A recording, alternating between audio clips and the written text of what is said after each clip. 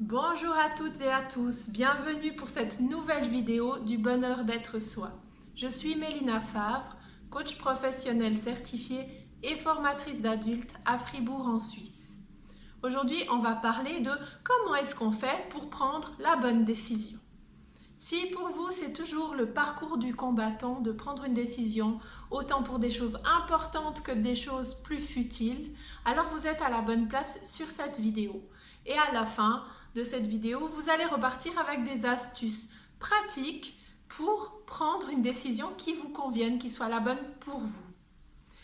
Le problème, c'est que souvent, on pense qu'il y a une bonne décision et une mauvaise décision, que c'est un choix noir ou blanc, pile ou face, juste ou faux. Et les 50 nuances là-dedans, on y pense ou bien?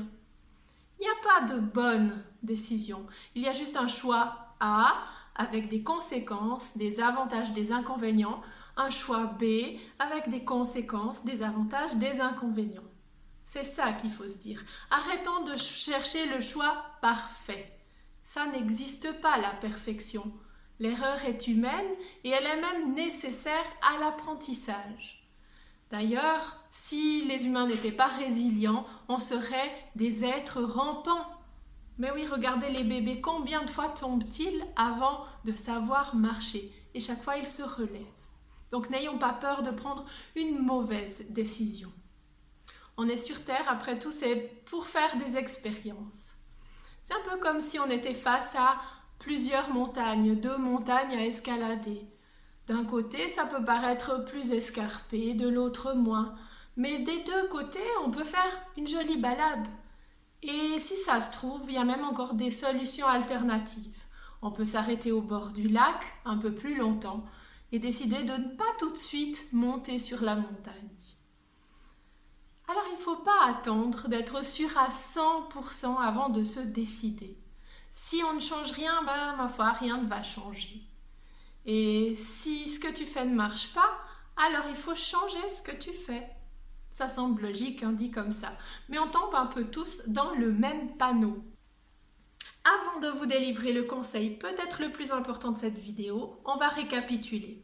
Il n'y a pas de bonne ou de mauvaise décision, mais que des options qui auront leurs avantages et leurs inconvénients.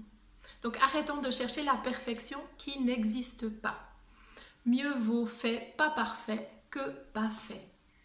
Si on recherche une perfection qui n'existe pas, alors on n'agit pas. Et si on n'agit pas, rien ne change. Ce qu'il faut encore dire sur la prise de décision, c'est que ça engendre forcément un deuil ou des deuils. Et c'est une renaissance. Lorsqu'on a l'impression de s'être trompé, en fait, il faut en tirer un apprentissage qui nous permette d'avancer. Il n'y a donc pas d'échec, mais que des apprentissages.